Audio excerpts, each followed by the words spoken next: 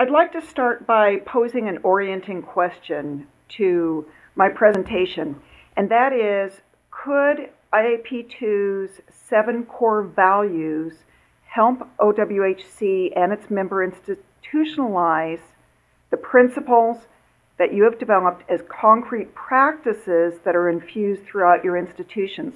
And I think Eggy has started leading us in that path, which I think is wonderful. So thank you, Mr. Jiayoung Zhang, and to the OWHC Asian Pacific for inviting me to this third workshop for the experts. I'm delighted to participate. I received your invitation, and the first thing I did was looked at your principles. I love to see what you have done with the spectrum that IAP2 has developed.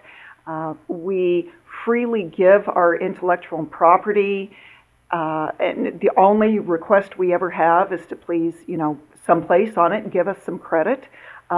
It was developed, like all of our materials, by practitioners who, in the early 1990s, came together and said to each other, we'd like to support each other, we'd like to support other practitioners, how can we do that? And we felt the best way to do that was to freely give of our knowledge and our expertise that had been developed. So when the question came, pose this as a case study and a horrible example, which I loved the reference there.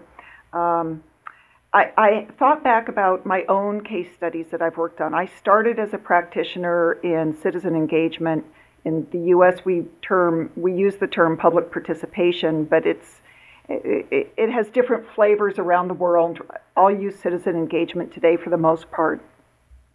When I thought back to my own practice, much of what I did was not really applicable. Some of my earliest work was in actually cleaning up nuclear waste, hazardous nuclear radioactive waste sites, many of which actually are historic facilities that now are being listed in the U.S. I did some surveys of a naval air base, and again, fairly recent buildings. Johannes, you'll be interested in that. But I was really struggling because I live in the western United States, and although our indigenous peoples, the Salish people and the Kootenai tribe, have lived there for generations, they don't have much of a built environment left. And when Euro-Americans came in, it wasn't until really about the 1870s that my city was first established. So very young compared to the cities that you all work with. But even so, like any place, we develop a place attachment to our cities. And I woke up one morning a couple of years ago, I fixed my coffee, opened the newspaper, and discovered that a real estate developer from a nearby town, competing town, had proposed to replace one of our historic buildings with a hotel, which would boost the economy, provide jobs with living wages, but in the process remove this very iconic building. And that was the case that came to mind when I started thinking about those horrible examples, because like many citizen engagement processes, it had its ups and downs, shall we say, probably more downs than ups. Anyway, so this is a picture of the building that was proposed to be torn down, the Missoula Mercantile, and you can see our roads were still unpaved in the 1920s. So I am here representing IAP2, which is the International Association for Public Participation. And as I mentioned, we were formed in the early 1990s by practitioners. We consider ourselves the world's leading advocate for citizen engagement and decision-making processes. We are now worldwide. We have more than 5,000 members in 26 countries. We've provided our training and knowledge on every continent now except Antarctica. We have affiliates in most of the major continents, and we promote the practice of public participation and advocate for good public participation through partnerships with government and non-governmental organizations, through training and developing. We honor best practices through awards. We have contribute to a peer-reviewed open source journal. And then we share our own freely, our own practice and our own experience with culturally diverse groups and culturally diverse projects around the world. I think I mentioned I started in citizen engagement in the late 1990s. I'm actually massively interdisciplinary, which I suspect many of the people here are. My PhD is in natural resource policy. In fact, it's in forest management. I also have a master's in communication studies, and that's primarily what I teach now is communications classes, especially deliberative democracy. And then I actually started out many years ago and doing a stint in cultural resource management, primarily prehistoric, but some historic work. So I have explored around the fringes of what many of you do and have some familiarity.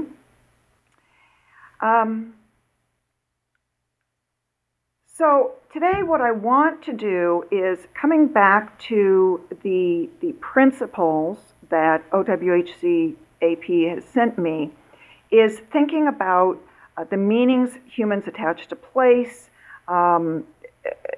Place-based attachment is something that I studied as a graduate student in terms of the natural environment, and obviously you all are applying it to the built environment. And those attachments are based on values, attitudes, and beliefs, much of which is intangible and can't be quantified easily by technical experts, which makes them very difficult to address in citizen engagement processes. However, inviting our publics to participate in our democratic problem-solving or decision-making processes, seeking their input wisely and effectively, helps our societies and helps our governments solve complex problems and reach robust, transparent, and sustainable outcomes. So that brings me to IAP2's 3 pillars, which form the foundation for citizen engagement in our practice. The 3 pillars are values-based, decision-oriented, and goal-driven. And today I want to focus on the first one, the values-based pillar. And I wanted to note that these pillars were, and the core values that I'm going to be talking about, 7 core values, were developed by our practitioners through a collaborative process involving members in Africa, Australasia, Europe, and the Americas, and that they've been continuously updated and tested over the last 2 decades to ensure that they remain relevant and applicable to the variety of experiences that we have. So, what I'm going to do is talk to you about the 7 core values. I'm going to highlight what each one means, how we understand it, and coming back to my orienting question, would this help you in applying those principles that you've developed and institutionalizing them and making them concrete then in your own practices? So, core value number 1, the belief that those who are affected by a decision have a right to be involved in the decision-making process. One of our trainers has a great story that she tells in her training. Imagine walking up to your front door one evening after work and discovering there's a for rent sign on it.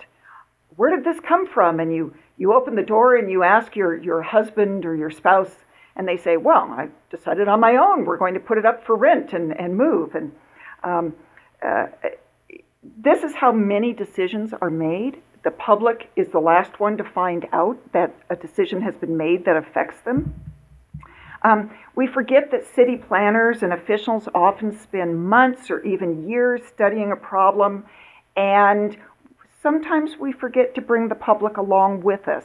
Perhaps we've told them at the beginning of the process, but then we sort of conveniently forget about them for the next few years, and then, aha, all of a sudden we come out with this decision and we expect everybody to love it, and the public is usually outraged at some level or another. Sometimes we leave them out because these decisions are, quote unquote, too technical. We don't think they're going to understand it, right? So even when a decision is difficult, even when it takes a long time, it is our responsibility to engage citizens. And that's what this core value is all about, is the reminder that they do have that right to be involved, no matter how difficult it is. So how do you do that? One of the ways you can do it is to reframe the questions that you're asking the public.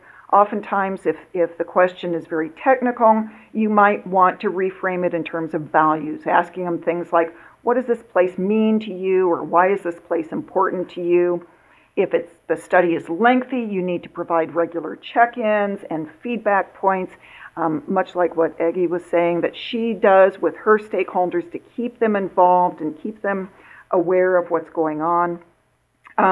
In the case of the building that I showed you, the developer, after much ado, and I will share a little bit more of the story here in a moment, one of the solutions the developer came up with was to actually give to the public freely some of the bricks from the demolished portions of the building's exterior when it was ultimately demolished.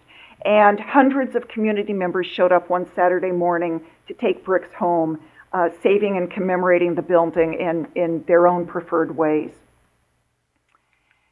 So core values 2 and 7, they're a little intertwined, so I'm going to introduce them together. Number 2 is the promise that the public's contribution won't influence the decision.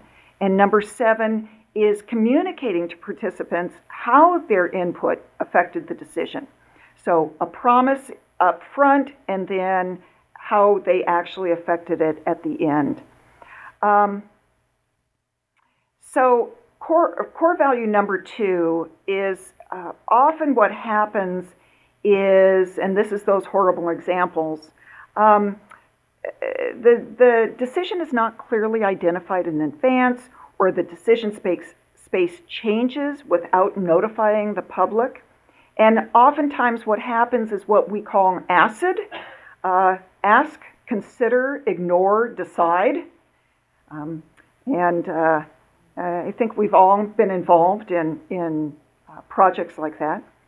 Of course, value number 7 reminds us to complete that feedback loop, and so I was very interested in what you were saying just a few moments ago about the evaluation phase, but also then explicitly sharing with community members that have given input, how did we use your input, by providing a map and showing them what decisions have been made and where things have changed as a result of their input, or being very candid with community members and saying, you know, we really appreciate your input. Ultimately, we did not use it. I think that transparency, that honesty is super important. So in the case for my city, thinking back to that, one of the issues that came up was our Historic Preservation Committee had gotten involved early on. They were formed to precisely to engage the community in decisions about how to preserve historic properties in the city. As a result of this announcement and some initial decisions by our elected officials, many of our historic preservation members resigned in total outrage and disgust at the process. It was very much a case of what we call ACID, the ask, consider, ignore, decide. They asked the Heritage Preservation Committee for their input and then promptly ignored it and decided without it. Ultimately, that commission did affect the outcome by going to social media and running a very effective campaign on social media. And as I've mentioned before, the developer did find some ways then later on to give back to the community by giving the bricks and the other construction materials. But if they'd applied those core values from the outset, they could have avoided a whole lot of hullabaloo and avoided litigation, because ultimately what these kinds of decisions that don't involve the public result in is they result in litigation. And litigation means not only a lot of money, but a lot of time, and ultimately those decisions then have to come back and be revisited. I'm going to do one more core value because I'm looking at the time here and I want to leave some time at the end. And this one is promoting sustainable decisions by recognizing and communicating the needs of all participants, including decision makers. And the key that I want to bring out here is these last couple of words, including decision makers. That wasn't in that core value when we first wrote it, but over time we realized that they are a critical component in citizen engagement processes, and we absolutely need to explicitly remind ourselves that they are important and not leave them out of the loop. And here is one recommendation I would make, which is that your community engagement principles perhaps could be strengthened by explicitly recognizing the role of decision makers in there. Those are those elected officials, right? The local officials and bureaucrats who really are key to anything that we do in this space. The other three core values, 4, 5, and 6, these are ones that I think you've addressed very well in your principles, so I won't spend much time on here other than to recognize that this is that people-centered approach, right? So it's all about the community and making sure that we are engaging the community's plural and the public's plural. And as somebody mentioned, that's not only local, it's regional, it's often national. And with many of the issues that we're dealing with now that involve climate change, we're really talking about international publics here that we have to be considering. So I want to leave it here. I was delighted to have this opportunity to learn how OWHCAP has advanced the principles of community engagement. We believe, IAP2 believes there is much to be gained from sharing what has been learned, what we learn in our own practice as citizen engagement practitioners, and what you're learning in involving the public in these really fascinating projects that you're doing. We have begun partnering with other organizations. We have entered conversations with IAIA and with UNESCAP, and we believe that this is absolutely the correct direction to go, that none of us have the capacity or the wisdom to do all of this on our own, but through partnerships where we each bring our own set of knowledge and our experiences and share them with each other, that we can all learn from that and mutually advance our commitments to civic engagement and a people-centered approach to heritage management and preservation. Thank you.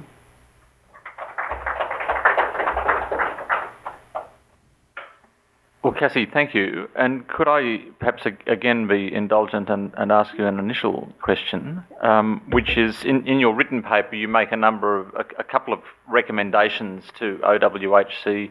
Perhaps before you escape from the dais, would you mind sharing them with the group, please? Yes. So, you know, I realized before I got up to talk today that you all had a copy of my written paper, and so I didn't want to belabor the point and go over them because I know that you all have access and you'll read through them as well. The recommendations I think I covered that first one for core value 1, which is shift the perspective, shift away from being the technical expert to thinking about what the community does know. So experts have tremendous knowledge, but their knowledge is limited. And we often ask the community to frame things in terms that we understand. We need to do a much better job of changing our understanding and learning to embrace how the public communicates and use communication more effectively, so it goes both ways. On core values number 2 and 7, my recommendation was really to be clear from the very beginning what aspects of a decision the public can and cannot affect. One of our standpoints as IAP2, one of the bedrocks that we stand on is that if the public cannot affect the decision, don't go out to them. Do not waste their time. You're going to burn them out. You're going to upset them. And you're going to lose whatever trust and whatever relationships you have built over time. Those are hard to build. So be very explicit up front. Sit down with your decision maker or your sponsor and find out what is the decision space here, what can the public actually affect, and get that very clear from the very beginning. In terms of core value number 3, I think I mentioned clarifying the importance of decision makers and creating those sustainable decisions, that they are a critical factor in citizen engagement. And then in core values 4, 5, and 6, you've already addressed the ideas of inclusivity, accessibility, and usability, which really are the 3 facets to those core values. What I would suggest is more partnering. Partnering with people like IAP2 or others, people that are working within the same shared space to understand how other people are also dealing with these problems. We can learn from you, and we can all learn together then. Does that answer your question? Indeed it does. Thank you. And again, just before you escape, are there any questions from workshop participants? Michael? Yeah, this was, I'm so excited to actually meet somebody from the IAP squared. So I've used a lot of their information over the years. I'd like to sort of ask some of the question which face us in World Heritage. Yes. First of all, you say that somebody who's affected by a decision. Now, there's a difference between personal affected decision and then group affected by decision. And there's points which, let's say, in where I come from, the courts have decided, is there a monetary implication of being affected? Mm-hmm. In other words, is my property affected monetary? Therefore, you've got standing rights before the courts. When you leave that point, you move into group affection. Exactly how this is done. So, and this is a very big issue, that rights to the city is a very, very slippery slope, because in fact rights belong to the individual, and rights which are generated by groups are very, very complex. So I want to know, in fact, exactly how do you then move into this part of it, between the individual and the public as a public and its identification. Second, I think that it's very interesting that you brought on board the decision makers as part of the groups of people, but now we're in a different group. How do you deal with virtual and diasporic publics, which now become more available in our modern way of actually thinking? So this is the second point. The third point, which I would like to then deal with, is about time decision making. You said quite rightly, don't involve people who can't make any change. I worked in public practice for many, many years. And of course, you have this thing, you can see my name over here. Okay, you go to any bank or go to the civil service, you've done it. Well, do you know what's on the other side? It says, forward at a snail's pace. They'll get tired before you do. Yeah. Yeah. In other words, people say that it takes time, and I say no. Public is not interested in dragging out time. That they don't have the capacity, but the developer, the way to actually deal with it, then holds back time. Says, we're there. We've got plenty of time. We'll actually deal with it. The public just will not be able to manage it, not in money and not in energies. So how do you then deal with then the issue, therefore, of time in the decision-making processes? Wow. I'll give you a warning bell when you have 5 minutes to go on your answer. Yeah, those are three really interesting questions, and I don't think there is any simple answer to any one of the three. I think these are the dilemmas that we all face, and the answer is very situational. It's based on what is the acceptable practice in your country or where this project is taking place. I would say in terms of time, I'll start there. I'm teaching a class right now in deliberative democracy, and I'm teaching it in large part as a capacity building exercise. And one of the big ahas halfway through the semester is, oh my gosh, these things take a lot of time.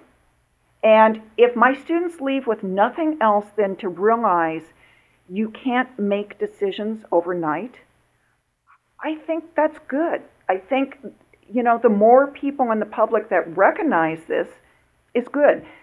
But it doesn't deal with the fact that, and I talk about this very briefly in the paper, those of us that are paid to be there, it doesn't matter to us whether it takes 6 months or 18 months because we're paid to show up, right?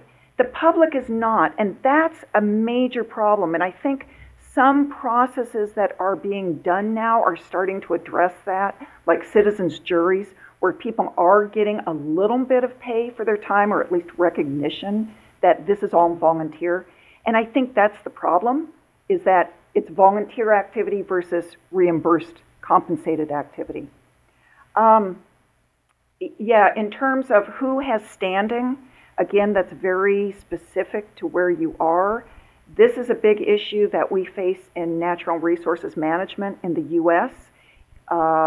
We may have, where I live, we have beautiful forests and wild areas, but it's not just us that has this as our backyard. It's also people all across the U.S. that these lands belong to. How do you balance all of these different publics? Nobody has come up with a good answer yet, but I think these provide opportunities, and these provide the challenges that we can all continue to nibble away at over time. So, and keeps it interesting.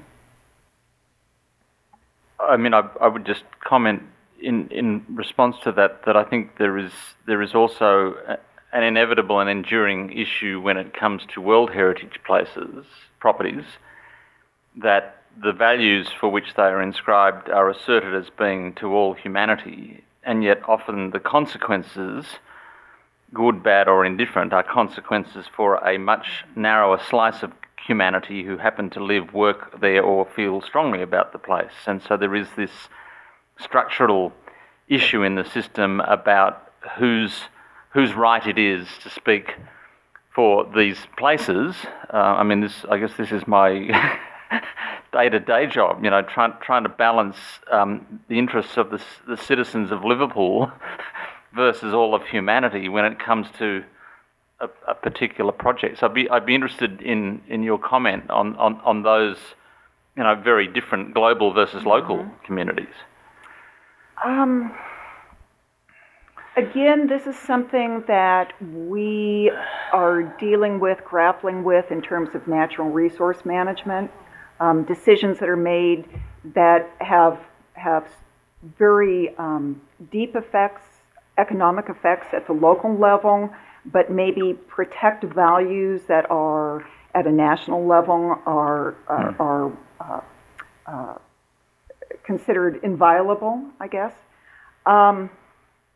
You know, I don't know that there's a good answer other than the fact that we all need to start thinking in terms of how we can respect these very differing needs. I think oftentimes when we make decisions, the decisions are either made from afar by a government who has they aren't neighbors. Yep. And so I think whenever you can bring things down to a more local scale, I think they do tend to be a little bit more sustainable. I don't know. I don't think there is an answer.